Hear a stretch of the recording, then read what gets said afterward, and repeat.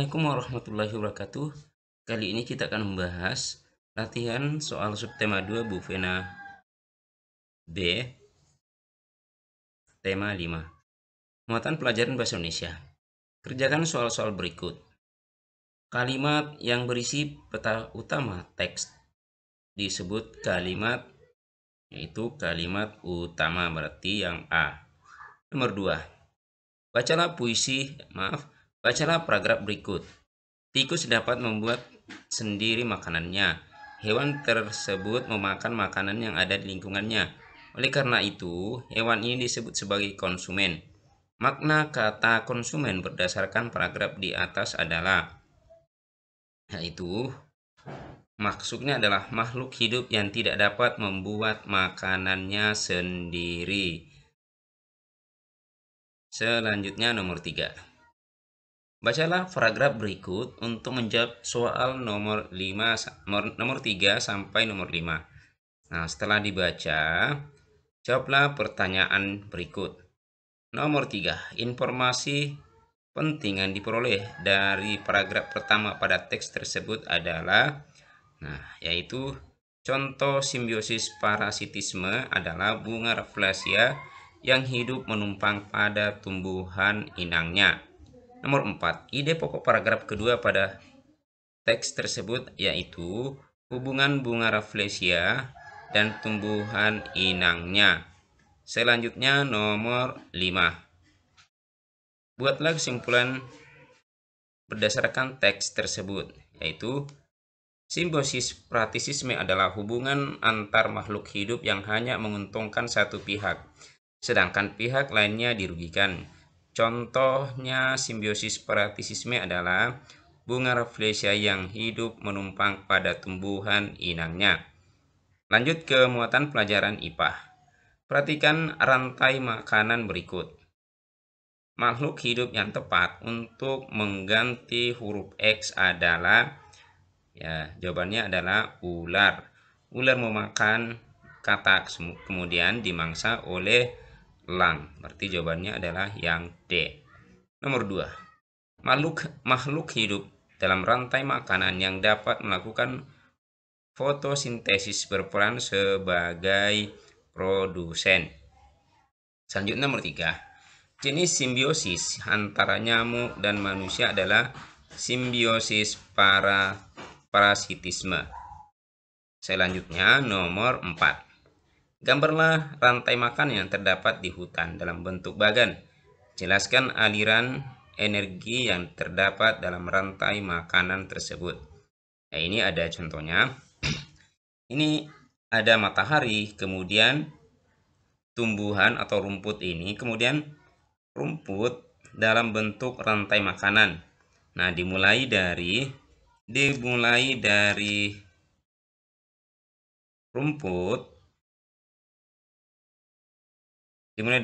sebagai produsen dan konsumen pertama yaitu rusa, kemudian konsumen kedua adalah harimau, dan kemudian pengurai. Nah, setelah harimau mati atau konsumen kedua ini mati, maka akan diuraikan oleh pengurai yaitu bakteri.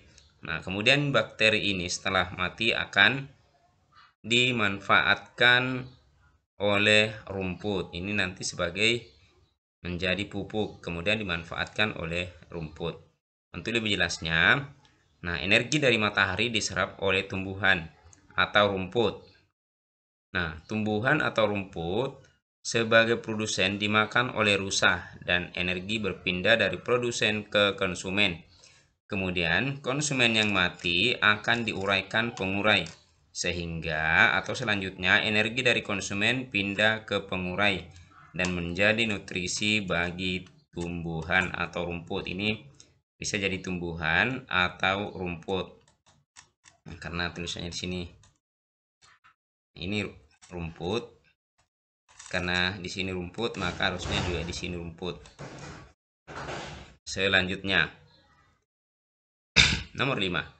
Jelaskan jenis simbiosis yang terjadi pada nyamuk dan manusia, yaitu nyamuk diuntungkan karena mendapat zat makanan berupa darah manusia, sedangkan manusia dirugikan karena kulitnya menjadi gatal bahkan dapat tertular penyakit dari nyamuk.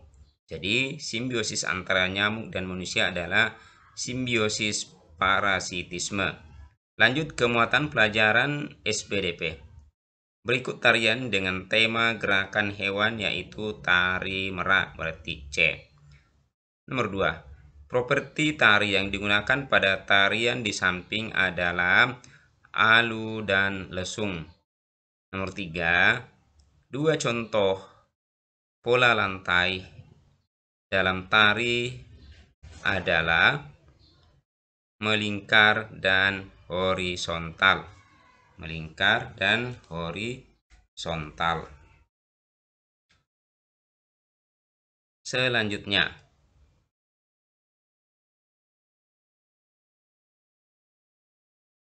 nomor 4. Apa fungsi properti tari? Yaitu memperjelas makna tarian dan menambah nilai keindahan dalam suatu tarian. Kemudian nomor 5, tuliskan 3 contoh tari daerah beserta musik pengiringnya, yaitu tari Jaipong, yaitu pengiringnya musik rampa gendang, dan tari Tortor musiknya yaitu musik gondang, dan tari Gambyong yaitu angklung. Muatan pelajaran IPS. Kegiatan ekonomi yang cocok dilakukan di dataran tinggi adalah bertani, berarti A. Nomor 2. Kenampakan buatan yang biasa dimanfaatkan untuk dijadikan sumber tenaga listrik dan pengairan yaitu waduk atau bendungan. Selanjutnya, nomor 3. Pembuatan tracering bermanfaat bagi kegiatan ekonomi di bidang pertanian. Biasanya digunakan pada sawah yang bertingkat-tingkat. Nomor 4. Tuliskan jenis kenampakan buatan, yaitu waduk, sawah, dan perumahan. Tuliskan 3 kenampakan buatan beserta contoh pemanfaatannya. Sawah manfaatnya untuk menanam padi, waduk untuk pengairan dan PLTA.